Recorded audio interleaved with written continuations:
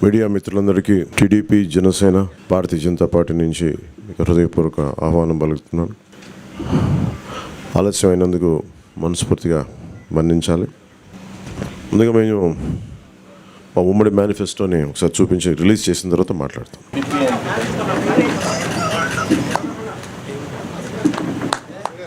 తెలుగుదేశం పార్టీకి, జనసేన పార్టీకి వారి యోగంలో వచ్చిన రిప్రజెంటేషన్స్, అలాగే జనవాణి కార్యక్రమంలో వచ్చిన వినతులు కానీ, ఆన్లైన్లో వచ్చిన సూచనలు కానీ, అందరికీ రెండు పార్టీలకు వచ్చిన సూచనలని క్రోడీకరించి ఈ మేనిఫెస్టో తయారు చేయడం జరిగింది. ముఖ్యంగా రాష్ట్ర ప్రజల నేటి అవసరాలను తీరుస్తూ రేపటి ఆకాంక్షలకు సాకారం చేసే ఈ మేనిఫెస్టోని కూటమి ప్రభుత్వం పరిశుభ్రంగా దీన్ని అమలు చేస్తుంది. దీంట్లో ముఖ్యమైన అంశాలు ఏమేమి తీసుకున్నామంటే, ఆంధ్రప్రదేశ్ ప్రజల భవిష్యత్తు ఆల్మోస్ట్ కత్తి మనపైన వేలాడుతూ ఉంది. ప్రపంచంలోనే అత్యంత శక్తివంతమైన తెలుగు జాతి నేడు ఆంధ్రప్రదేశ్ పరిస్థితిని చూసి తలదించుకుంటుంది.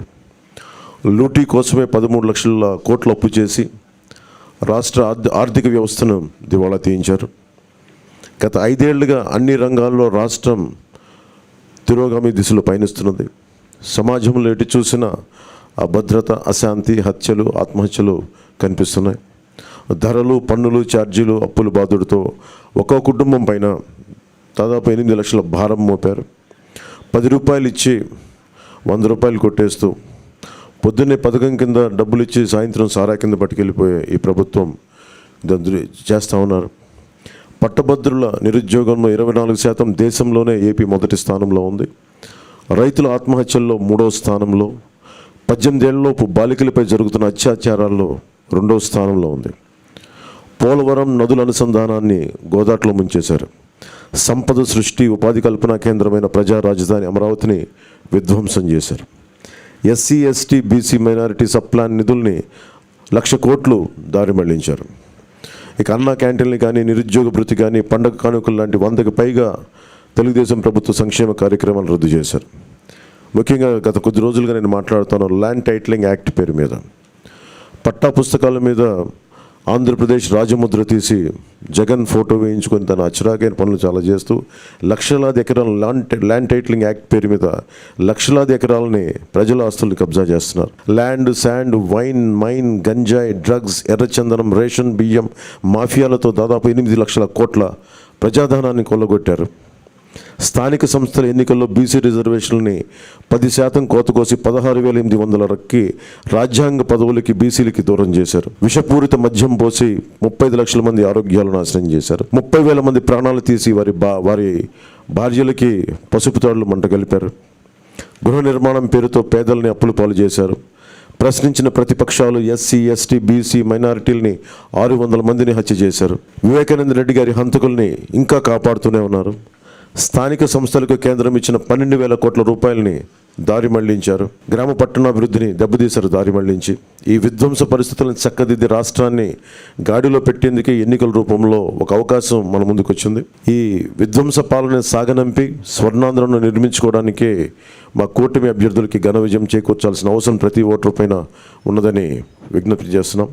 తెలుగుదేశం పార్టీ చేసిన సూపర్ 6, అలాగే జనసేన ప్రతిపాదించిన షణ్ముఖ వ్యూహం, ఈ మూడిటితో కలిపి ముందుగా మేము 12తో ప్రారంభించి ఈరోజు సంపూర్ణంగా అన్ని ఎస్సీ, ఎస్టీ, అన్ని రకాల వర్గాలకి, ముస్లిం మైనారిటీలకి, క్రిస్టియన్లకి, అన్ని సంఘాల వాళ్ళకి, అన్ని రంగాల వాళ్ళకి చాలా సమగ్రంగా ఏర్పడిన కూటమి ఇది మన ఈ మేనిఫెస్టో. ఇది ముఖ్యంగా దీంట్లో నేను మీ దృష్టికి తీసుకొచ్చేది యువతకి 20 లక్షల ఉద్యోగాలు ఈ 5 సంవత్సరాల్లో, అలాగే నెలకి మనకి 3,000 రూపాయలు నిరుద్యోగ భృతి, స్కూల్కి వెళ్ళే ప్రతి విద్యార్థికి ఏడాదికి 15,000 రూపాయలు, ప్రతి రైతుకి ఏటా 20,000 ఆర్థిక సాయం, ప్రతి మహిళకి నెలకి 1,500 రూపాయలు, 19 సంవత్సరాల నుంచి 59 సంవత్సరాల వరకు, ప్రతి ఇంటికి ఏడాదికి ఉచితంగా 3 గ్యాస్ సిలిండర్లు, మహిళలకి ఉచిత బస్సు ప్రయాణం.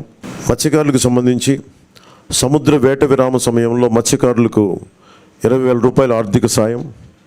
GO2 2017ని రద్దు చేస్తాం. బోట్ల మరమ్మతులకు కానీ, ఆధునిక కమ్యూనికేషన్లకు కానీ ఆర్థిక సాయం అందిస్తాం. ముఖ్యంగా ఆర్యవైశ్య సంక్షేమానికి ఆర్యవైశ్య కార్పొరేషన్కి తగు మేరకు నిధులు కేటాయింపు, చిరు వ్యాపారాలకు వడ్డీ లేని రుణాల సౌలభ్యం, స్వేచ్ఛాయుత వాతావరణంలో వ్యాపార నిర్వహణకు పటిష్ట చర్యలు, ముఖ్యంగా కన్యకా పరమేశ్వరి అమ్మవారి ఆత్మార్పణ దినోత్సవాన్ని అధికార కార్యక్రమంగా చేపడతాం. ఆక్వా రంగానికి సంబంధించి అవసరం ఉన్న జిల్లాల్లో 5,000 టన్నులు నిల్వ సామర్థ్యం కలిగిన కోల్డ్ స్టోరేజ్లు, అన్ని జోన్లో ఉన్న వారికి విద్యుత్ యూనిట్కి గతంలో లాగే ₹50 సరఫరా చేస్తాం. ట్రాన్స్ఫార్మర్ల ధర తగ్గిస్తాం. ఏవియేటర్లపై సబ్సిడీ అందిస్తాం. ఏ ఇసుక కోసం అయితే దోపిడీ చేసిందో జేపీ వెంచర్స్, దానికి ప్రజల నుంచి దాదాపు 39 మంది పైగా భవన నిర్మాణ కార్మికులు చనిపోయారు. మేమందరం వారికి అండగా ఉన్నందుకు ఈ రోజున వారికి సామాన్యులకి ఇసుక అందుబాటులో ఉండే విధంగా సమగ్రమైన ఇసుక విధానం, అలాగే ముఖ్యంగా విద్యార్థులకు సంబంధించి ఎయిడెడ్ కాలేజీలు, ప్రైవేట్ పీజీ విద్యార్థులకి ఫీజు రీయింబర్స్మెంట్ పునరుద్ధరిస్తాం. కాలేజీలకి రుసుము చెల్లించే సర్టిఫికేట్లు విద్యార్థులకు చిక్కులు లేకుండా చేస్తాం. ల్యాండ్ టైటిలింగ్ యాక్ట్ని రద్దు చేసి ప్రజలకి రక్షణ కల్పిస్తాం. మిగతావన్నీ చంద్రబాబు గారు తెలియజేసుకుంటారు. గౌరవ మాజీ ముఖ్యమంత్రి గౌరవనీయులు పవన్ కళ్యాణ్ గారు, గౌరవనీయులు సిద్ధార్థరాజ్ సింగ్ గారు, పత్రికా విలేకరులకు అందరికీ నమస్కారాలు. ఇప్పుడే పవన్ కళ్యాణ్ గారు మీకు సూచనగా చెప్పడం జరిగింది. అయితే దీనిపైన చాలా తరో ఎక్సర్సైజ్ చేశాం. ఒక పక్కన తెలుగుదేశం పార్టీ, జనసేన ఇద్దరు కూడా కూర్చొని తరో ఎక్సర్సైజ్ చేసిన తర్వాత బీజేపీ సూచనలు కూడా కొంతవరకు తీసుకొని మేము ముందుకు వెళ్ళాం. ఎందుకంటే వాళ్ళు అక్కడ ఎన్డీఏ నేషనల్ స్థాయిలో మేనిఫెస్టో ఇచ్చారు, కానీ రాష్ట్ర స్థాయిలో ఎక్కడ కూడా మేనిఫెస్టోతో వాళ్ళు అసోసియేట్ కావడం లేదు. అయితే దీనికి పూర్తి సహకారం అందిస్తారనే ప్రగాఢ విశ్వాసం, అదే మరి నమ్మకం. అందుకే వారు కూడా వ్యక్తిగతంగా వచ్చి ఎండార్స్ చేయడానికి వారు ముందుకు వచ్చారు. కాబట్టి కేంద్ర సహకారం మెండుగా ఉంటుంది, పూర్తిగా ఉంటుంది. అదేవిధంగా ఈ యొక్క మేనిఫెస్టోను అమలు చేసే బాధ్యత జనసేన, తెలుగుదేశం 2 పార్టీలు తీసుకుంటాం. ఇక్కడికి వచ్చినప్పుడు పోయిన సంవత్సరమే మేము సూపర్ 6 తీసుకొచ్చాం. ఈ సూపర్ 6లో 6 మేము ప్రధానంగా పెట్టాం. అందులో కూడా మీరు చూస్తే యువత నిర్వీర్యం అయిపోయింది. నేను ఎన్నోసార్లు అన్ని పబ్లిక్ మీటింగ్ మేము ముగ్గురం కూడా అదే మాట్లాడుతూ వచ్చాం. 3 రాజకీయ పార్టీలు కలిసాం. మా కలయిక ప్రజలు గెలవాలి, రాష్ట్రం నిలదొక్కోవాలి, మళ్ళా ప్రజల జీవితాలకు వెలుగు రావాలి. దీని మీదనే 3 పార్టీలు కూడా ఒక మాటలో చెప్పాలంటే, ఒక నేషనల్ పార్టీ, అధికారంలో ఉండే పార్టీ, ఇటీవల ప్రజల్లోకి ఎక్కువ తిరిగిన జనసేన, 40 సంవత్సరాలుగా ఉండే తెలుగుదేశం పార్టీ, అందరం కూడా అడ్జస్ట్మెంట్ చేసుకుని ఈ రాష్ట్రాన్ని కాపాడుకోవాలి, మళ్ళీ తెలుగు జాతికి పూర్వ వైభవం రావాలని ఏకైక ఆకాంక్షతో మేమందరం కలిసి ముందుకు వచ్చాం. అందుకనే సూపర్ 6 మీరు చూసినప్పుడు ఒక 6 పాయింట్లని, యువతకు 20 లక్షల ఉద్యోగాలు, 3,000 రూపాయల నిరుద్యోగ భృతి. యువత నిర్వీర్యం అయిపోయింది, మళ్ళీ అలాంటి యువతకి కాన్ఫిడెన్స్ ఇవ్వాల్సిన అవసరం ఉంది ఉద్దేశంతో ఈ కార్యక్రమాన్ని తీసుకున్నాం. అదే మాదిరిగా భవిష్యత్ అంతా కూడా హ్యూమన్ రిసోర్స్ డెవలప్మెంట్ పైన ఆధారపడుతుంది. స్కూల్కి వెళ్ళే ప్రతి ఒక్క విద్యార్థికి 15,000 రూపాయలు తల్లికి వందనం కింద. ఇది కాకుండా ప్రతి ఒక్క మహిళకి 1,500 రూపాయలు నెలకి ఇవ్వడం. దీనివల్ల సంవత్సరానికి 18,000 వస్తుంది. 5 ఏళ్లలో 90,000 రూపాయలు ఈ ఒక్క కార్యక్రమం ద్వారా ప్రతి మహిళకు చేరే పరిస్థితి వస్తుంది. ప్రతి ఇంటికి ఏడాదికి 3 గ్యాస్ సిలిండర్లు. ధరలు పెరిగాయి, నిత్యావసర వస్తువుల ధరలు అయితే ఆకాశానంటే పరిస్థితి వచ్చింది. పేదవాళ్ళు గ్యాస్ కూడా ఉపయోగించే పరిస్థితులు లేరు కాబట్టి దీన్ని ఇవ్వడం జరిగింది. ఉచిత ప్రయాణ సౌకర్యం, దీనివల్ల మొబిలిటీ మహిళల్లో ఎక్కువ ఉంటుంది. ఉద్యోగాలు చేయాలన్నా, వ్యాపారాలు చేయాలన్నా, బయట పోయి రావాలన్నా చాలా సులభంగా ఉంటుంది. అందుకే ఈ కార్యక్రమం తీసుకొచ్చాం. దీనికి తోడుగా షణ్ముగ వ్యూహం ఇది యాడ్ చేశాం. అందులో కూడా మీరు చూస్తే ఇంటింటికి రక్షిత మంచినీరు కొళ్ళాయి ద్వారా నీళ్ళు ఇవ్వడం. రెండోది రాష్ట్ర వ్యాప్తంగా స్కిల్ సెన్సస్, ఇది first of it's kind in the country. ఇంతవరకు కులగణన చేశాం. రిలీజియన్గా ఏ కమ్యూనిటీ ఎంత ఉన్నారు, ఏ రిలీజియన్ ఎంతమంది ఉంటారో చేశాం. ఫస్ట్ టైం స్కిల్ గణన చేయడం, అంటే స్కిల్ ఎవరికి ఎలాంటి స్కిల్స్ ఉన్నాయి, ఎలాంటి స్కిల్స్ సమాజంలో మెరుగైన అవకాశాలు ఉంటాయి, ప్రపంచంలో ఎలాంటి డెవలప్మెంట్ జరుగుతాయి, ఎలాంటి స్కిల్స్ మన యువతకు కానీ అందరికి కానీ ఇవ్వగలిగితే ప్రొడక్టివిటీ పెరుగుతుంది అనే దానిపైన మెయిన్గా ఫోకస్ చేయడం కోసం దీన్ని పెట్టుకోవడం జరిగింది. ఇంకొక పక్క చిన్న మధ్య తరహా పరిశ్రమలకి, అంకుర సంస్థలకి ప్రాజెక్ట్ వ్యయంలో గరిష్టంగా 10 లక్షల రూపాయల సబ్సిడీ ఇవ్వడం. ఇది కాకుండా ఇంకొక పక్కన చూస్తే ఎన్డీఏ ప్రభుత్వం తెచ్చిన 10% ఈడబ్ల్యూఎస్ రిజర్వేషన్స్ అమలు చేస్తాం.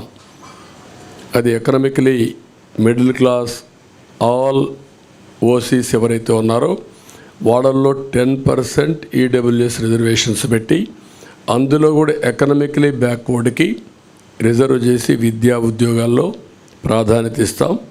ప్రజాదాని అమరావతిని మళ్ళా కొనసాగించి ఉపాధి ఉద్యోగ అవకాశాలన్నీ కల్పిస్తాం. ఇది కాకుండా ఇంకొక పక్కన మీరు చూస్తే యువత కోసం చాలా స్పష్టమైన ఒక మేనిఫెస్టో తీసుకొస్తున్నాం. దీంట్లో మీరు చూసినప్పుడు మెగా డిఎస్సి ఫస్ట్ సిగ్నేచర్ కింద పెడతాం. ప్రతి సంవత్సరం జాబ్ క్యాలెండర్ ఉంటుంది. ఉత్తరాంధ్ర, కోస్తా, రాయలసీమ ఉద్యోగ కల్పనకి ఏ అవకాశాలు ఉన్నాయో అన్నీ ఉపయోగించుకుంటాం. ఎంఎస్ఎంఈకి ఎక్కువ ప్రోత్సాహం ఇస్తాం. పరిశ్రమలకు అనుకూలంగా పాలసీలు తీసుకొస్తాం. మళ్ళీ పెద్ద ఎత్తున పెట్టుబడులు తీసుకొచ్చి రాష్ట్రానికి ఉపాధి అవకాశాలు కల్పించే బాధ్యత తీసుకుంటాం. యువత ఎప్పుడు సాలిడ్గా ఫ్యూచరిస్టిక్గా ఉండడం కోసం క్రీడల్ని ప్రోత్సహిస్తాం. డిజిటల్ లైబ్రరీస్ని ఎక్కడికక్కడికి అందుబాటులో తీసుకొచ్చి ఉద్యోగ అవకాశాలే కాకుండా నాలెడ్జ్ అప్గ్రేడ్ చేసుకుంటూ ముందుకెళ్తారు. అదే సమయంలో బీసీ డిక్లరేషను మేము జైహో బీసీ పెట్టాం. బీసీ డిక్లరేషన్ తీసుకున్నాం. 50 సంవత్సరాలకే నెలకు 4,000 రూపాయలు పెన్షన్ బీసీలకు ఇస్తాం. బీసీలకు వాళ్ళ రక్షణ కోసం ప్రత్యేకమైన చట్టం ఒకటి తీసుకొస్తాం. బీసీ సబ్ ప్లాన్ ద్వారా 5 ఏళ్లలో 1,50,000 కోట్లు ఖర్చు పెట్టి తద్వారా వారి యొక్క వృత్తిపరంగా చేతిపరంగా వాళ్ళకు పూర్తి సహకారం ఇచ్చి వాళ్ళ పైకి తీసుకొచ్చే కార్యక్రమాలు తీసుకుంటాం. అదే మరిగా స్థానిక సంస్థల్లో నామినేటెడ్ పోస్టుల్లో 34% రిజర్వేషన్స్ వల్ల రెస్టోర్ చేయడం, నామినేషన్ల ప్రాధాన్యత ఇవ్వడం, చట్టసభల్లో 33% రిజర్వేషన్ రావడానికి కేంద్రానికి రికమెండ్ చేస్తాం. కేంద్రంతో సంప్రదిస్తాం. ఇది జరిగే వరకు వారికి అండగా ఉంటాం. తక్కువ జనాభాతో ఎక్కువ పోటీ చేయలేని వర్గాలకి నామినేటెడ్ పోస్టుల ద్వారా రాజ్యాధికారంలో భాగస్వాములు చేస్తాం. ఇది కాకుండా బీసీ వాళ్ళ కులాల దామాషా ప్రకారం 140 బీసీ కులాలు ఉన్నాయి. ఆ కులాల్లో కొంతమంది ఎక్కువ ఉన్నారు, కొంతమంది తక్కువ ఉన్నారు. అందరి యొక్క జనాభా దామాషా వారి యొక్క ఎకనామిక్ కండిషన్ బట్టి వాళ్ళందరినీ కూడా ఎవాల్యుయేట్ చేస్తాం. దీని ప్రకారం కార్పొరేషన్లు పెట్టి అన్ని కార్పొరేషన్లకు నిధులిచ్చి తద్వారా వాళ్ళని ఆర్థికంగా పైకి తేవడం కోసం కృషి చేస్తాం. స్వయం ఉపాధికి ప్రతి సంవత్సరం ఒక 10,000 కోట్లు ఖర్చు పెడతాం బీసీల కోసం. ఇంకొక పక్క ఆదరణ కింద ఒక 5,000 కోట్లు ఖర్చు పెట్టి ఆధునిక పనిముట్లు అప్పజెప్పి వాళ్ళ యొక్క వృత్తిపరంగా చేసుకునే పనుల్లో ఆదాయాన్ని పెంచడం కోసం ముందుకు పోతాం. ఒక్కొక్క కులంలో వారసత్వంగా కొన్ని వృత్తులు వస్తూ ఉంటాయి. ఈరోజు యాదవులు ఉన్నారు. యాదవులు ఎప్పుడు కూడా పాడి పరిశ్రమ పైన ఎక్కువ ఆధారపడతారు. అందుకే ఈసారి పాడి పరిశ్రమకు కూడా ఇన్సూరెన్స్ పెట్టి అన్ని ఆవులు కానీ గేదెలు కానీ వీటికన్నిటికి ఇన్సూరెన్స్ పెట్టి ఎక్కువ రుణాలు ఇచ్చి ఆధునీకరణలో వాళ్ళని కూడా ఇన్వాల్వ్ చేసి వాళ్ళని డెవలప్ చేస్తాం. అదే మరి కురబ కులస్తులను చూస్తే గొర్రెల పెంపకంలో కూడా వాళ్ళు ఉంటారు. ఈరోజు అత్యాధునిక ప్రమాణాలతో మనం డెవలప్ చేసే అవకాశాలు ఉన్నాయి. అలాంటి పరిస్థితుల్లో వారికి ఇది వృత్తిపరంగా వారిని ఎంపవర్ చేస్తాం. చేనేత పరిశ్రమకి ఎవరైతే బాగా ఇబ్బందుల్లో ఉన్నారో అలాంటి వారందరికీ పవర్ లూమ్స్కి ఒక 500 యూనిట్లు, హ్యాండ్లూమ్కి 200 యూనిట్లు ఉచితంగా కరెంట్ ఇస్తాం. 24,000 రూపాయలు సంవత్సరానికి వాళ్ళకి ఇచ్చే బాధ్యత తీసుకుంటాం. ప్రతి కుటుంబానికి కూడా ఒక 24,000 రూపాయలు ఇచ్చి వాళ్ళని ఆదుకుంటాం. ఇవి కాకుండా ఈరోజు నాయీ బ్రాహ్మణులకి వాళ్ళ గౌరవ వేతనం, దేవాలయాల్లో పనిచేసే అందరికీ 25,000 రూపాయలు గౌరవ వేతనం ఇప్పిస్తాం. షాపులకు 200 యూనిట్లు కరెంటు ఉచితంగా ఇస్తాం. గీత కార్మికులకి మద్యం షాపుల్లో 10% రిజర్వేషన్లు పెడతాం.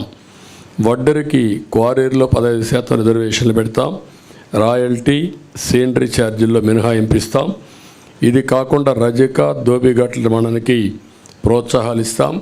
అదే మరి దోబిఘాట్ల కోసం పవర్ కూడా 200 యూనిట్లు ఉచితంగా ఇచ్చి వాళ్ళని ఆదుకుంటాం.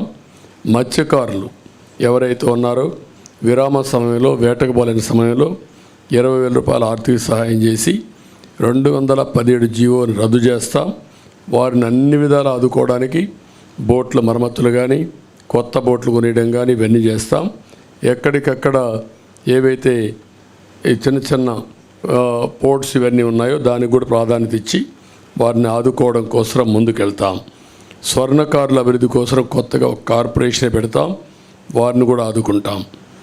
ఎవరైతే ఈ ప్రభుత్వంలో అతి దారుణంగా తోట చంద్రయ్య, అమర్నాథ్ గౌడ్, జల్లయ్య యాదవ్, పాల సుబ్బారావు ఇలాంటి వ్యక్తులను అతి క్రూరంగా చంపేశారు, ఆ కేసులని రీఓపెన్ చేస్తాం.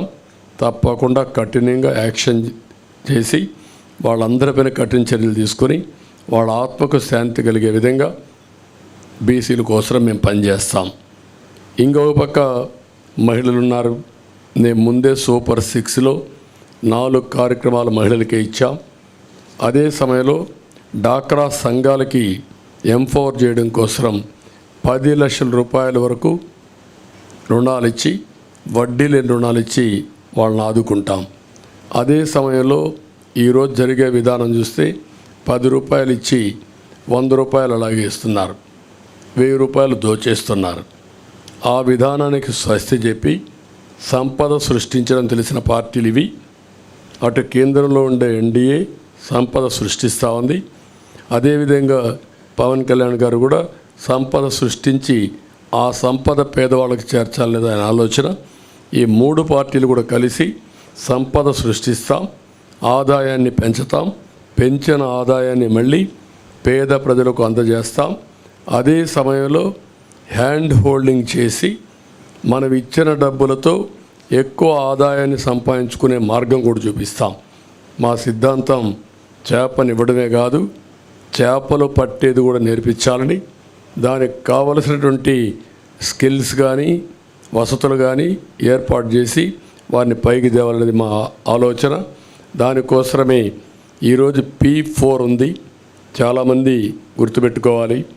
ఈరోజు ఎకనామిక్ రిఫార్మ్స్లో P3 అంటే పబ్లిక్ ప్రైవేట్ పార్ట్నర్షిప్తో రోడ్లు వచ్చాయి. ఇది కాకుండా మళ్ళీ ఏవైతే యంత్రాలు కానీ ఇవన్నీ కూడా ఏమేమి చేయాలో అవన్నీ చేస్తాం. కౌలు రైతులకు గుర్తింపు కార్డులు ఇస్తాం. ఇంకొక పక్క ప్రతి పార్లమెంట్లో 1,000 ఎకరాలు ఏవైతే ZBNF ఉందో సేంద్రియ వ్యవసాయం ఒక మోడల్ ఫార్మ్స్ తయారు చేస్తాం. దీన్ని ఇంకా బాగా విస్తరించి ఒక ఆదర్శంగా ముందుకు తీసుకెళ్తాం. ఎక్కడికక్కడ గిడ్డంగులు, కోల్డ్ స్టోరేజ్ ఇవన్నీ ఇంప్రూవ్ చేస్తాం. డ్రిప్ ఇరిగేషన్కి 90% సబ్సిడీ ఇస్తాం. ఇది కాకుండా సెరికల్చర్ రైతులను ఆదుకుంటాం. అగ్రికల్చర్ మనం అక్వాకల్చర్ రైతులకు కూడా ఒక యూనిట్కి ₹50 కరెంట్ ఇస్తాం. ఇంకొక పక్క ల్యాండ్ టైటిలింగ్ యాక్ట్, ఇది nothing but Jagan land grabbing act. అతను ల్యాండ్ గ్రాబ్ చేయాలనుకుంటున్నాడు, అందుకే ఇలాంటి నల్ల చట్టాలు తీసుకొస్తున్నాడు. దీని పేరే జగన్ ల్యాండ్ గ్రాబింగ్ యాక్ట్. సొంతం కోసం పెట్టుకొని ఇలాంటి వ్యక్తులందరినీ ప్రోత్సహించి ప్రభుత్వ ఆస్తులపైన కత్తిపెట్టి బెదిరించి భయభ్రాంతులు చేసి ఎవరైనా మాట్లాడినా లేకపోతే వాళ్ళకు అవసరం ఉన్నా లాగేసుకునే పరిస్థితి వస్తారు. ఇప్పటికే ఈ రాష్ట్రంలో 40 ఏళ్ళు 50 ఏళ్ళు సంపాదించిన ఆస్తులు మెడ మీద కత్తిపెట్టి రాయించేసుకున్నారు. అది ఒక పోర్టు కావచ్చు, లేకపోతే ఇంకొక పక్క ఒక భూమి కావచ్చు, ఒక ఇండస్ట్రీ కావచ్చు, లేకపోతే ఒక క్వారీ కావచ్చు, ఒక మైనింగ్ కావచ్చు, ఏదైనా సరే మీరు చూస్తే మొత్తం రాగించుకున్నారు. ఎందుకు పోర్ట్లు చేతులు మారాయని అడుగుతున్నా, ఎందుకు సెజ్లు చేతులు మారాయని అడుగుతున్నా, ఎందుకు స్టూడియోస్ చేతులు మారాయని అడుగుతున్నా, ఎందుకు ఆస్తులు బలవంతంగా చేతులు మారాయని అడుగుతున్నా. There is no answer. ప్రతి ఒక్కరూ ఏ స్థాయికి వచ్చారంటే మా ప్రాణాలు ఉంటే చాలు, మేము బ్రతికితే చాలు, ప్రాణాలుంటే వేరే ప్రాంతాలకు పోయి 10 రూపాయలు సంపాదించుకుంటాం, ఇక్కడుండి మేము ప్రాణాలు పోగొట్టుకోలేమనే ఉద్దేశంతో సరెండర్ చేసేసారు. 30 ఏళ్ళు 40 ఏళ్ళు సంపాదించిన ఆస్తులవి. అలాంటి దుర్మార్గమైన కార్యక్రమాలు జరిగాయి. అవన్నీ కూడా నేను ఎగ్జాంపుల్ చెప్పమంటే అన్నీ చెప్పడానికి సిద్ధంగా ఉన్నా. రేపు గవర్నమెంట్ వస్తానే ఒకటి కాదు ఎందుకు మారాయో నేను అడుగుతున్నా. కాకినాడ సెజ్ ఎందుకు మారింది, కాకినాడ పోర్ట్ ఏంటి, గంగవరం పోర్ట్ అన్నీ ఒకటి కాదు. మైనింగ్ ఈరోజు సిలికా మైనింగ్ మన గూడూరు దగ్గర ఉన్నాయి. ఒక్క ఓనర్ ఉన్నాడు, ఒరిజినల్ ఓనర్. దాంట్లో రాష్ట్రంలో క్వారీస్ ఉన్నాయి, కనీసం చిన్న చిన్న క్వారీస్ కూడా మొత్తం లాగేశారు. ఒక్క క్వారీ ఎవరి దగ్గర లేదు. గ్రనైట్, గెలాక్సీ గ్రనైట్ ఎందుకు చేతులు మారాయి, ఎవడు తీసుకున్నాడు? ఎవరైనా బరి తెగించి నువ్వు చంపేసినా పర్వాలేదు అని అడ్డం తిరిగిన వాళ్ళు క్యాన్సిల్ చేసి హెవీ ఫైన్స్ వేసి ఆపరేట్ చేయకుండా చేసి సమయం వచ్చినప్పుడు చూసుకుంటాను గమ్మునుండే పరిస్థితికి వచ్చారు. ఈరోజు మీరు చూశారు శాండ్ విషయంలో సుప్రీంకోర్టు మేము ఎన్ని ఆదేశాలు ఇచ్చినా మీరు యాక్షన్ చేయడం లేదు కాబట్టి ఇమ్మీడియట్ నిలపండి, ఎక్కడ కూడా ఇసుక తవ్వడానికి వీలు లేదు, ఇమ్మీడియట్గా మాకు కౌంటర్ ఫైల్ చేయమని గవర్నమెంట్కి ఇక్కడ డిపార్ట్మెంట్కి ఆదేశాలు ఇచ్చే పరిస్థితి వచ్చింది. ఎన్నిసార్లు కామెంట్ చేశారు హైకోర్టు, ఎన్నిసార్లు కామెంట్ చేశారు సుప్రీంకోర్టు, ఎన్జిటి ఎంత స్పష్టమైన ఆదేశాలు ఇచ్చింది. అంటే కోర్టులు అంటే లెక్కలేదు, రెగ్యులేటరీ ఏజెన్సీస్ అంటే లెక్కలేదు, ఇష్టానుసారంగా చేసే పరిస్థితికి వచ్చారు. అందుకే మేము వస్తానే జగన్ ల్యాండ్ గ్రాబింగ్ యాక్ట్ని రద్దు చేస్తాం. ఇది ఆయన కోసం పెట్టుకున్న ల్యాండ్ గ్రాబింగ్ యాక్ట్. ఇది నన్ను అడిగారు భాస్కర్ రెడ్డి అనే వ్యక్తి పులివెందల్లో జగన్మోహన్ రెడ్డి సతీమణిని అడిగారు. ఏమడిగారు? మా నాన్న మా తాత ఇచ్చిన భూమి పైన మీ ఫోటో ఎందుకు పెట్టుకున్నారు, మీ ఆయన ఫోటో ఎందుకు పెట్టుకున్నారు అడిగారు. రాజముద్ర పడవలసింది ఎక్కడ, ఇలాంటి ఫోటో వేస్తే ఎవరు సహిస్తారని అడుగుతున్నా. What is the answer? నువ్వు అంటున్నావు కదా నన్ను మెచ్చారని, సమాధానం చెప్పు. నువ్వు ఇచ్చావా ఈ ఆస్తి? మీ తాత ఇచ్చాడు ఈ ఆస్తి? నీ సాక్షి పేపర్ నుంచి సంపాదించి ఇచ్చారా? మీ భారతీయ సిమెంట్ నుంచి ఒక బస్తా ఉచితంగా ఇచ్చావా? కాబట్టి ఇవన్నీ కూడా మనం గుర్తుపెట్టుకోవాల్సింది. ప్రజలు మాటలాడలేని పరిస్థితి, నిస్సహాయ స్థితికి నెట్టేసి భయభ్రాంతులు చేసి పోలీసులు పెట్టుకొని హైహ్యాండెడ్గా మాట్లాడితే అరెస్టులు చేసి, అరెస్ట్ చేసిన తర్వాత వాళ్ళు పోలీస్ టార్చర్ చేసి ఇలాంటి దుర్మార్గమైన పనులు చేశారు. కాబట్టి దీనిపైన ఇప్పుడు అన్నీ అయిపోయినాయి. ఇప్పుడు కడాన ప్రైవేట్ ఆస్తులపైన కూడా పెట్టారు. ఇప్పుడు చాలామంది రాష్ట్రం వదిలిపెట్టి వెళ్ళిపోతున్నారు. నిన్న మీరు చూశారు ఒక అమ్మాయి ఆరుద్ర, ఆ ఆరుద్ర అమ్మాయి వారణాసికి వెళ్ళిపోయింది. వారణాసికి వెళ్ళిపోయి మళ్ళా తిరిగి నేను రావాలంటే ఈ ప్రభుత్వం పోతే వస్తాను, నేను రాలేనని చెప్పే పరిస్థితికి వచ్చింది. మీ అందరికీ ఐడియా ఉంది ఆరుద్ర ఏ విధంగా ఫైట్ చేసిందో. రంగనాయకమ్మ ఏం తప్పు చేసింది ఆవిడ? ఈ రాష్ట్రం వదిలిపెట్టి వేరే రాష్ట్రానికి పొట్ట కోసరం పోయే పరిస్థితి వచ్చేసింది. కనీసం లైవ్లీహుడ్, తిండి కోసం వేరే రాష్ట్రానికి వారిపోయే పరిస్థితికి వచ్చారు. ఇది అరాచకాలకు పరాకాష్ట. ఇప్పుడు ఫైనల్గా ఈ ల్యాండ్ టైటిలింగ్ యాక్ట్ పేరుతో జగన్ గ్రాబింగ్ యాక్ట్ తీసుకొచ్చారు. సాగునీటి ప్రాజెక్టులు అన్నిటికల్లా చాలా పెద్ద సమస్య ఉంది. ఈరోజు గుక్కడి నీళ్ళు లేవు, తాగడానికి నీళ్ళు లేవు, సాగునీరు లేదు. నీళ్ళన్నీ మిస్మేనేజ్మెంట్ అయినాయి, సముద్రంలోకి వెళ్ళిపోయినాయి, ప్రాజెక్టులు ఏది పూర్తి కాలేదు. ఇరిగేషన్ మేనేజ్మెంట్ అడ్వాన్స్ స్థాయిలో ఉంది. కాలువలు దవ్వలేదు, పంట కాలువలు లేవు, డ్రైనేజెస్ లేవు, వాటర్ మేనేజ్మెంట్ లేవు, రిజర్వాయర్లు కొట్టుకోబోతున్నాయి. ఇంతవరకు మీరు చూస్తే అన్నమయ్య ప్రాజెక్ట్ కొట్టుకొని పోతే ఏం చేస్తారో చెప్పలేని నిస్సహాయ స్థితి. గుండ్లకమ్మ ప్రాజెక్టు గేట్స్ 3 సార్లు కొట్టుకోబోయే పరిస్థితి, పులిచింతల గేట్స్ కొట్టుకోబోయే పరిస్థితి. What is the reason? కనీసం మెయింటెనెన్స్ లేదు. ఇలాంటివన్నీ ఉన్నాయి. అన్ని ఇరిగేషన్ ప్రాజెక్ట్స్ పూర్తి చేస్తాం. పోలవరం గోదావరి అయిపోయింది, పోలవరం పూర్తి చేస్తాం, నదులు అనుసంధానం చేస్తాం. అక్కడి నుంచి ఆల్ ప్రాజెక్ట్స్ ప్రాధాన్యత ఇచ్చి ముందుకు తీసుకెళ్తాం. అదే మరి కార్మికులకు రవాణా రంగం, ఇందులో కూడా మీరు చూస్తే ఆల్ డ్రైవర్స్ వాళ్ళని ఓనర్ చేసే విధంగా 4 లక్షల రూపాయల వరకు సబ్సిడీ ఇచ్చి 5% వడ్డీతో వాళ్ళకు రుణాలు ఇప్పించే బాధ్యత తీసుకుంటాం. అదే మరిగా డ్రైవర్స్ సాధికార సంస్థ పెట్టి వాళ్ళకు ప్రమాద బీమా, హెల్త్ ఇన్సూరెన్స్, విద్యా రుణాలు వంటివి సంక్షేమ కార్యక్రమాలు అమలు చేస్తాం. బ్యాడ్జి కలిగిన ప్రతి ఆటో డ్రైవర్కి, ట్యాక్సీ డ్రైవర్కి, ఇవే లైసెన్స్ కలిగిన ప్రతి లారీ టిప్పర్ డ్రైవర్కి 15,000 రూపాయలు సంవత్సరానికి ఆర్థిక సహాయం చేస్తాం ఆల్ డ్రైవర్స్కి. జీవో నెంబర్ 21 ఇది ఫైన్లు భారం తగ్గించడానికి రద్దు చేసి మళ్ళీ ఫ్రెష్గా తీసుకొస్తాం. గ్రీన్ ట్యాక్స్ కూడా తగ్గిస్తాం. అసంఘటిత రంగ కార్మికుల కోసం చంద్రన్న బీమా మళ్ళా తీసుకొస్తాం. భవన నిర్మాణ బోర్డు పునరుద్ధరిస్తాం. ముఠా కార్మికుల సంక్షేమానికి ప్రత్యేకమైన బోర్డు కూడా తీసుకొస్తాం.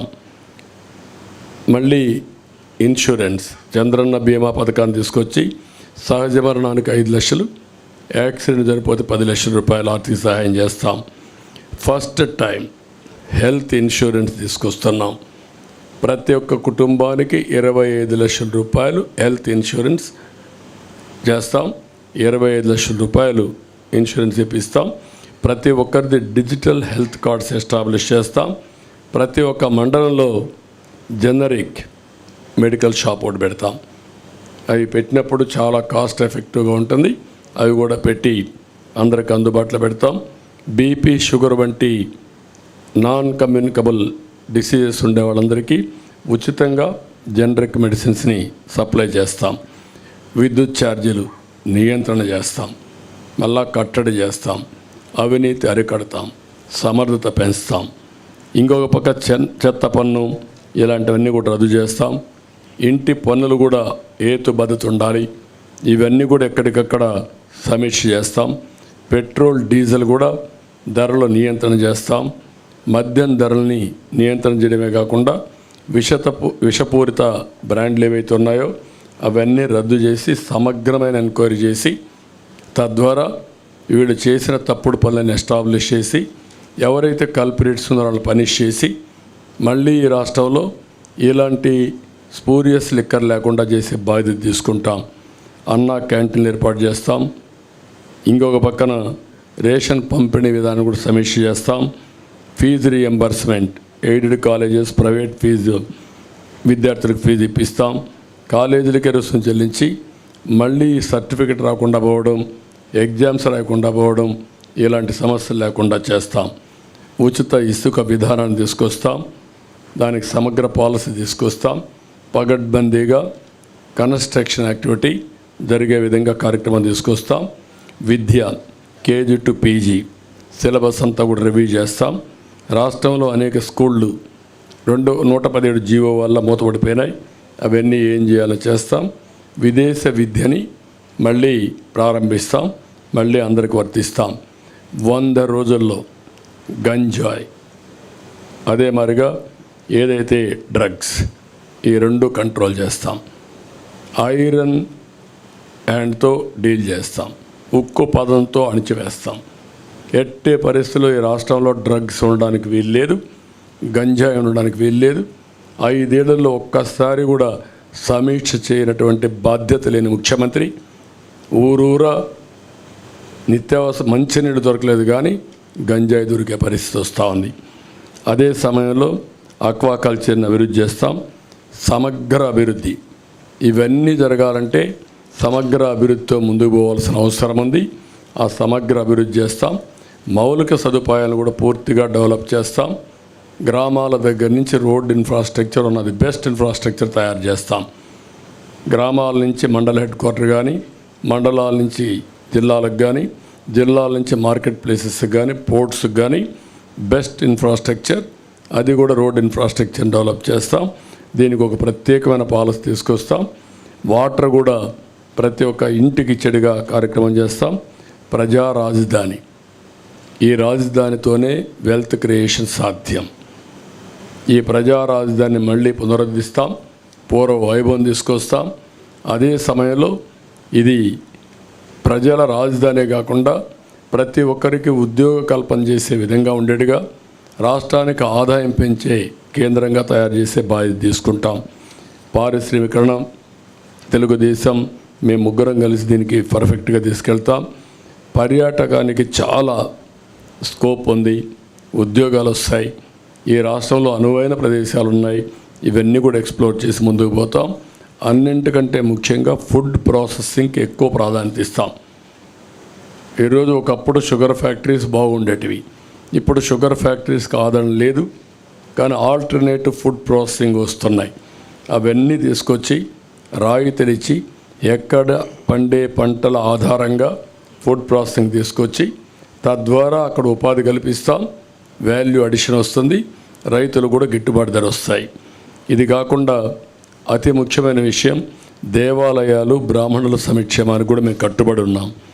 ఇందులో మీరు చూస్తే హిందూ దేవాలయాలు, సత్రాల పరిరక్షణకు కూడా ఒక ఎండోమెంట్ బోర్డు ఏర్పాటు చేస్తాం. ముస్లిం ప్రాపర్టీస్కి ఎట్లయితే వర్క్ బోర్డ్స్ పెడుతున్నామో అక్కడ కూడా చాలా స్ట్రిక్ట్గా ఉంటాం. హిందూ ప్రాపర్టీస్ కూడా ఎవరంటే వాళ్ళు కబ్జా చేయడానికి వీలు లేదు, ఇవన్నీ తీసుకొస్తాం. అక్కడ కూడా మసీదులకు ఆర్థిక సహాయం కానీ ఇమాములకు ఇచ్చినట్టు ఇక్కడ కూడా మీరు ఒకసారి చూస్తే వార్షిక ఆదాయం 50,000 రూపాయలు ఉన్న ఆలయాల్లో పనిచేస్తున్న అర్చకులకి కనీస వేతనం 15,000 రూపాయలు పెంచుతున్నాం. ఇంకొక పక్కన 50,000 కంటే తక్కువ ఉంటే 10,000 రూపాయలు ఇవ్వాలని చెప్పి నిర్ణయించాం. వైదిక ఆగమ శాస్త్ర సంబంధాల విషయాల్లో ఆయా ఆలయాలే ఫైనల్. ఈరోజు చాలా వరకు ప్రార్థనాలయాల్లో కూడా ఇంటర్ఫేర్ అయ్యారు పాలకులు. ఇది చాలా దుర్మార్గమైన కార్యక్రమం. కడాన రాముడు తల నరికేస్తే మేము అక్కడికి పోతే మా మీద కేసులు పెట్టారు. ఇంతవరకు ఎవరా తల నరికేశారో చెప్పలేకపోయారు. అంటే దేవుణ్ణి కూడా కాపాడితే నేరం అయిపోయింది ఈ పాలనలో. అలాంటిది నా మీద పెట్టిన 24 కేసుల్లో 23 కేసుల్లో రాముడి తల తీసేసిన కేసు కూడా ఒకటి. అంటే ఎంత దుర్మార్గంగా, ఎంత దారుణంగా పోతున్నారో మీరు గుర్తుపెట్టుకోవాల్సిన అవసరం ఉంది. వీళ్ళు ఇంకా మాట్లాడే నైతిక హక్కు ఏముందో నాకైతే అర్థం కావడం లేదు. అదే మరి ఇంకొక పక్క బ్రాహ్మిన్స్ అందరికీ ప్రతి ఒక్క ట్రస్ట్లో ఒక మెంబర్గా పెడుతున్నాం. ఎందుకంటే వాళ్ళ మీద ఒక విశ్వాసం ఉంది. వాళ్ళ దేవాలయాల పునరుద్ధరణ కానీ, దేవాలయాల్లో దీపాలు పెట్టి నైవేద్యం ఇచ్చేసేది కాబట్టి వాళ్ళకి ఆ గౌరవం పెంచాల్సిన అవసరం ఉంది. ఇంక్లూడింగ్ తిరుమల తిరుపతి దేవస్థానంతో సహా ప్రతి ఒక్క బోర్డులో వాళ్ళని ఒక మెంబర్గా పెడతాం. వాళ్ళ సాంప్రదాయాలు అవన్నీ కూడా వాళ్ళు పాటించే పరిస్థితి వస్తుంది. ఇంకొక పక్కన తిరుపతి, ఒంటిమిట్ట లాంటి పుణ్యక్షేత్రాలని అక్కడుండే అవన్నీ కూడా మన ఆగమ శాస్త్రాలు కావచ్చు, మన సాంప్రదాయాలు కావచ్చు, అవన్నీ కూడా కాపాడడం కోసం మళ్ళీ ఇవన్నీ ముందుకు తీసుకెళ్తాం. Brahmin corporation, Brahmin cooperative credit society కూడా బలోపేతం చేస్తాం. ఇంకొక పక్కన బ్రాహ్మిన్స్ అంతా అపరకర్మ చేసుకోవడానికి ప్రతి నియోజకవర్గంలో ఒక భవనం కావాలన్నారు, అవి కూడా కట్టిస్తాం. ఇవన్నీ చేసి బ్రాహ్మిన్స్ అంతా వేద విద్య అభ్యసించిన నిరుద్యోగులు కూడా ఉన్నారు, వాళ్ళకు కూడా ఒక 3,000 రూపాయల ఆర్థిక సహాయం చేస్తాం నిరుద్యోగ భృతి కింద. ఇవి కాకుండా ఇంకొక పక్క ఉత్తరాంధ్ర అభివృద్ధికి మేము కట్టుబడి ఉన్నాం. విశాఖపట్నం ఆర్థిక రాజధానిగా చేస్తాం. పెద్ద ఎత్తున ఇండస్ట్రీస్ తీసుకొస్తాం. అదే మాదిరిగా భావనపాడు, విశాఖపట్నం ఎయిర్పోర్ట్ ఇవన్నీ చేసి విశాఖపట్నానికి పూర్వ వైభవం తీసుకొస్తాం. లా అండ్ ఆర్డర్ కంట్రోల్ చేస్తాం. ఈ కబ్జాలు అరికడతాం. రాయలసీమని హార్టికల్చర్ హబ్గా చేస్తాం. ఇండస్ట్రీస్ తీసుకొస్తాం. చెన్నై, బెంగళూరు ఇండస్ట్రియల్ కారిడార్లో ఉండే ముఖ్యమైన నోడ్స్ అని డెవలప్ చేసి రాయలసీమ అభివృద్ధిని, రాయలసీమని ఆటోమొబైల్ హబ్గా తయారు చేస్తాం. ఇప్పటికే మీరు చూస్తే కియా మోటార్స్ వచ్చింది, హీరో మోటార్స్ వచ్చింది, అపోలో టైర్స్ వచ్చింది, ఇలాంటి చాలా వచ్చాయి. ఆ ఎకో సిస్టమ్ కంటిన్యూ చేస్తాం. పంచాయతీరాజ్ డిక్లరేషన్, ఇక్కడ పంచాయతీరాజ్కి అధికారాలు పోయినాయి, నిధులు లేవు, విధులు లేవు, అధికారాలు లేవు, సెంట్రల్ గవర్నమెంట్ ఇచ్చిన నిధులు కూడా డైవర్ట్ చేశారు. అవన్నీ కంట్రోల్ చేస్తాం, నియంత్రణ చేస్తాం. మళ్ళీ వాళ్ళకు పూర్తి అధికారాలు ఇచ్చి నిధులు, విధులు, అధికారాలు, ఆందోళన కూడా పెంచి వాళ్ళ గౌరవాన్ని పెంచుతాం. కడాన జర్నలిస్ట్కి కూడా నేను మొన్న అడిగాను, ఒకప్పుడు తెలుగుదేశంలో 2500 మందికి అక్రిడిషన్ ఉంటే ఇప్పుడు 1000 పడిపోయినాయి. ఒక సాక్షి, TV9 లేకపోతే NTV వీళ్ళకి మాత్రం ఉన్నాయి. అది ఈరోజు ఈ రాష్ట్రంలో పరిస్థితి. మీడియా పైన నియంత్రణ, మీడియా పైన దౌర్జన్యం. అందుకే పూర్వ వైభవం తీసుకొస్తాం, అందరికి అక్రిడిషన్ ఇస్తాం. ఉచిత నివాసం మీరు ఉండడానికి హౌస్ సైట్స్ లేకుండా చాలామంది అవస్థపడుతున్నారు.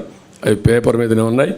మీ విషయం కూడా మొట్టమొదటిసారి మా ఎలక్షన్ మేనిఫెస్టోలో పెడుతున్నాం కాబట్టి ఇది కూడా మీకు శుభవార్త.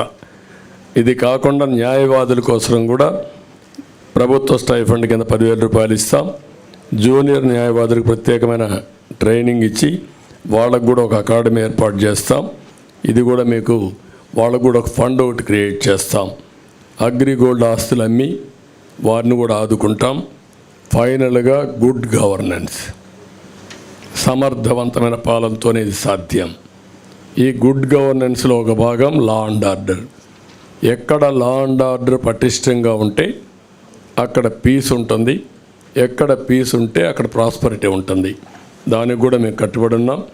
గట్టిగా నిర్ణయాలు చేసి లా అండ్ ఆర్డర్ మెయింటైన్ చేసి పటిష్టమైన యంత్రాంగాన్ని తయారు చేసి మళ్ళీ అనుకున్న ఇవన్నీ సాధిస్తా అని చెప్పి తెలియజేసుకుంటూ ఇప్పుడు ప్రజలందరినీ కోరుతున్నా, మేము చేయాల్సిన అన్ని ప్రయత్నాలు చేసి మీ ముందుకు వస్తున్నాం. ఇప్పటికే మీరు పూర్తి ఆదరణ చూపిస్తున్నారు. 3 పార్టీల అభ్యర్థుల్ని 25 పార్లమెంట్లు, 175 అసెంబ్లీ, 3 పార్టీ అభ్యర్థులు ఎక్కడుంటే అక్కడ ఓట్లేసి అందరినీ గెలిపించే బాధ్యత తీసుకోమని ఆశీర్వదించమని ప్రజలందరినీ కోరుతున్నాం.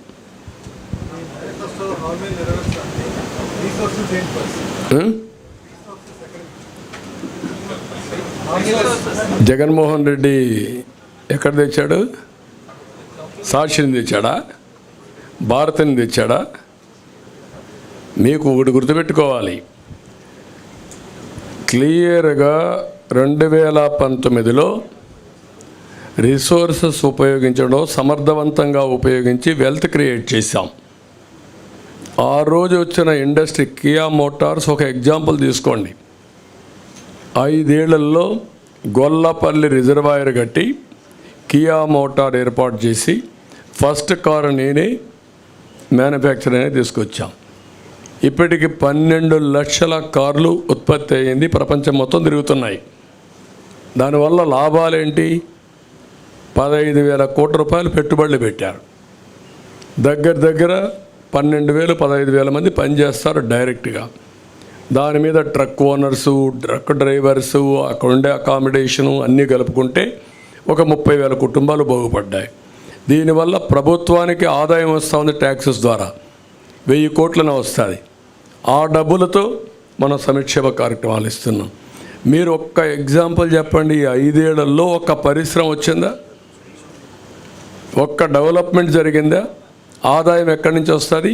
అందుకే బిగినింగ్లో వచ్చిన ఆదాయం 5 ఏళ్లకు ఎత్తిపోయే పరిస్థితికి వచ్చింది. ఇప్పుడు అప్పులు చేశారు. ఇప్పుడు ఏమంటున్నాడు? నేనేమీ చేయలేనని చేతులెత్తేసే పరిస్థితికి వచ్చాడు. ఎందుకు చేతులెత్తేసాడు?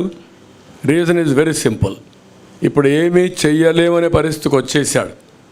అంటే ఎప్పుడు కూడా మీ ఖర్చులు మీ ఆదాయాన్ని 2 ఉంటాయి, అప్పులు కూడా ఉంటాయి. అప్పులు తెచ్చిన తర్వాత ఎగ్జాస్ట్ అయిపోయారు. నీకు అప్పిచ్చేవాళ్ళు లేడు. ఇప్పుడు అప్పిచ్చేవాళ్ళు లేరు, ఆదాయం వచ్చే మార్గాలు లేవు. ఆదాయ మార్గాలు మొత్తం క్లోజ్ చేసేసాం. అప్పులు ఇచ్చేవాళ్ళు చేతులెత్తే పరిస్థితికి వచ్చారు. ఇప్పుడు మిమ్మల్ని జప్తు చేసే పరిస్థితికి వచ్చారు. చేతులెత్తడం కాదు, జప్తు చేసే పరిస్థితికి వచ్చారు. ఒక్క అమరావతి ఒక ఎగ్జాంపుల్. 2,70,000 కోట్ల రూపాయలు ఆయన బటన్ నొక్కారంటున్నాడు. ఒక్క అమరావతిలో 3 లక్షల కోట్ల రూపాయలు యాజ్ ఆన్ టుడే ప్రజల ఆస్తి ఆవిరైపోయింది. వై? మీరేమీ చేసి ఉండక్కర్లేదు. యాజ్ ఇట్ ఈజ్ అమరావతిని వదిలిపెట్టుంటే 3 లక్షల కోట్లు వచ్చేది. దీనికి వ్యతిరేకంగా మీరేం చేశారు? 13 లక్షల కోట్లు అప్పు చేశారు. దానికి వడ్డీ కట్టాలి. అస్తవ్యస్త ఆర్థిక విధానాల వల్ల, విధ్వంసం వల్ల ఈ రాష్ట్రం సర్వనాశనం అయింది. ఆ మాట చెప్తున్నాం. ఎవరైతే మీరు అడిగే క్వశ్చన్కి 94, 95లో జీతాలు ఇవ్వలేని పరిస్థితి హైదరాబాద్లో. గుర్తుపెట్టుకోండి, 3 నెలలకు ఒకసారి జీతాలు ఇచ్చాను. తర్వాత అక్కడి నుంచి నిర్ణయాలు చేశాం. 2004కు మిగుల బడ్జెట్, మిగుల కరెంటు సంపాదించాం. ఏం చేసామని ఆలోచిస్తే సంస్కరణలు తీసుకొచ్చాం, సంపద సృష్టించాం, ఆదాయాన్ని పెంచాం. ఆ మాటే చెప్పాం. మేము ఆదాయం పెంచే మార్గాలు మాకు తెలుసు, మళ్ళీ అభివృద్ధి చేసే మార్గాలు మాకు తెలుసు. అది చేయకుండా ఒట్టి మాటలతో, అది కాకుండా మాకు ఒక బ్రాండ్ ఉంది, కమిట్మెంట్ ఉంది 3 పార్టీలకి. ఈరోజు దేశంలో నేను అడుగుతున్నా, ఇదే స్పీడ్లో పోతే నేను కూడా చెప్పాను, ఈయనకి డ్రైవింగే రాదు, పరిపాలన చేత కాదు. సరే, బస్సు ఎక్కిచ్చారు అందరూ కలిసి, డ్రైవర్ సీట్లో కూర్చొని పెట్టాం. వాడు రివర్స్లో పోతానంటున్నాడు. డ్రైవింగ్ రాని వాడు రివర్స్ దొలితే ఏమవుతుందండి? అదే చేశాడు ఈ రాష్ట్రాన్ని. రివర్స్ టెండరింగ్ ఏంటి? బుద్ధుండేవాడు ఎవరైనా చేస్తాడు రివర్స్ టెండరింగ్? మాట్లాడడానికి ఏమైనా ఉందా మీకు? మీరు రాసినా కొంతమంది ఉంది, బ్లూ మీడియా ఉందని కూడా వాళ్ళకి ఆనందం. వాళ్ళు ఏ ముంచేసినా పర్వాలేదు, వీళ్ళు ఇక్కడ ఉన్న కూడా ఉండరు. అలాంటి కమిట్మెంట్ లేని రాజకీయాలతో ఈ రాష్ట్రం నాశనం అయింది. ఈరోజు నేను ఒక ఎగ్జాంపుల్ చెప్పాను మీకు, సింపుల్ అండి, మీరంతా ఇంటలెక్చువల్స్. బైఫర్కేషన్ సమయంలో మనకు తెలంగాణకు పర్ క్యాపిటల్ ఇన్కమ్ వ్యత్యాసం 35,000. నేను 5 ఏళ్ళలో కష్టపడి 27,000కి తగ్గించాను. అక్కడ జనాభా తక్కువ, ఆదాయం ఎక్కువ. ఇక్కడ జనాభా ఎక్కువ, ఆదాయం తక్కువ. పర్ క్యాపిటల్ పెంచాలంటే చాలా ఎఫర్ట్స్ ఉంటాయి. ఇప్పుడు ఎంత అయింది? అది 27,000 45,000 అయింది. Can you imagine? నీకు ఆదాయం ఎట్టొస్తుంది? ఇక ఆదాయమే లేకపోతే నీకు ప్రభుత్వానికి ఆదాయం ఎక్కడి నుంచి వస్తుంది? ఎవడు ఖర్చు పెడతాడు? కొనుగోలు శక్తి ఎక్కడికి వచ్చింది? This is where I'm saying. Okay అమ్మా, మీరు బయలుదేరండి. ఒక్క నిమిషం కన్క్లూడ్ చేద్దాం. మాకిద్దరికి కూడా ప్రోగ్రాంలు ఉన్నాయి. ఆయన ఇప్పుడు పోలవరం వెళ్ళాలి, ఆయన తొందరగా, నేను కూడా పిఠాపురం వెళ్ళాలి, ఇది దెందులూరు వెళ్ళాలి, తెనాలి రావాలి. బ్రీఫ్గా అడిగండి ఒక క్వశ్చన్, ఏదైనా చెప్తాను. తప్పులేదు, ఎందుకంటే వాళ్ళు ఒక సిద్ధాంతపరంగా నేషనల్ లెవెల్లో ఎన్డీఏ ఉంటుంది. ఎన్డీఏ మేనిఫెస్టో ఇచ్చారు. ఏ రాష్ట్రంలో కూడా వాళ్ళు మేనిఫెస్టోలో ఇన్వాల్వ్ కావడం లేదు. సంఘీభావాన్ని తెలియజేస్తారు. ఆ మాట వారు కూడా చెప్తా, వినండి. Sir. But sir, BJP has given any assurance if they come into power, they will support Andhra Pradesh under their leadership. Will they give a special status? I think my support here from the BJP on the release of TDP and Jan Sena is in itself a message that this alliance is going to deliver for the people, aspiration of the people of Andhra Pradesh and the national aspiration at the national level. So, double engine Sarkar will work here once the results are out on the 4th June, and you will see how we work together. How many Lok Sabha seats you are expecting from Andhra Pradesh? Sir, we have already said there is a 400 par, 400 plus. Andhra will contribute the maximum percentage which comes from any other states. What are the BJP assurances to Andhra Pradesh, specifically on this occasion of manifesto? My sitting here is in itself a support, sir. It is a Janasena and TDP manifesto. I'm asking about you. Sir, this is my manifesto is a national. Don't get confused. I'm a national party. We released a national manifesto. There was no other party, regional party with us. We released it. It's a TDP and Jan Sena alliance and BJP alliance is there, but they have released their manifesto and BJP is sitting in support. What more do you want? అమలుకు సాధ్యమైన హామీని ఇవ్వలేము. నేనేమన్నానంటే, అందుకే చెప్పా కదా, మేము సంపాదించే ట్యాంకులో నీళ్లు పెట్టాం, చెరువులో నీళ్లు పెట్టాం, ఆడ నుంచి కాలువలో నీళ్లు తీసుకుపోయాడు, చెరువులో నీళ్లు అయిపోయినాయి ఇప్పుడు. అందుకే చేతులు ఎత్తేసాడు, మొన్నే యాక్సెప్ట్ చేశాడు. అతను ఫలితాలకు ముందే రాజీనామా చేసేసాడు, అసలు సన్యాసం చేశాడు, అయిపోయింది. ఇంక దానికంటే ఏం కావాలి నీకు? ప్రజలు ఏం కోరుకుంటున్నారు? భవిష్యత్తు కోరుకుంటున్నారు, ఫ్యూచర్ కోరుకుంటున్నారు, ఆశాజనకంగా ఉండాలని కోరుకుంటారు. అలాంటిది ఏమీ చేయలేని చేతులెత్తేసిన తర్వాత 5 ఏళ్ల తర్వాత వ్యత్యాసం ఏముంది? ఏమి లేదు కదా. 5 ఏళ్లకు ముందు మేము అమ్మఒడి ఇచ్చా, ఇప్పుడు అమ్మఒడి ఇస్తా. 5 ఏళ్లకు ముందు నాన్నబుడ్డి పెట్టా, ఇప్పుడు నాన్నబుడ్డి ఉంటుంది, అంతే కదా. మరి ఎప్పుడు కూడా గుర్తుపెట్టుకోవాల్సింది aspirational India. What Modiji is talking? 2047 Viksit Bharat. India will be number 1, Indians will be number 1. పేదరికం లేని దేశంగా ఉండాలనేది ప్రగాఢమైన నమ్మకం మాకు. అందుకే నా కోరిక ఏంటి?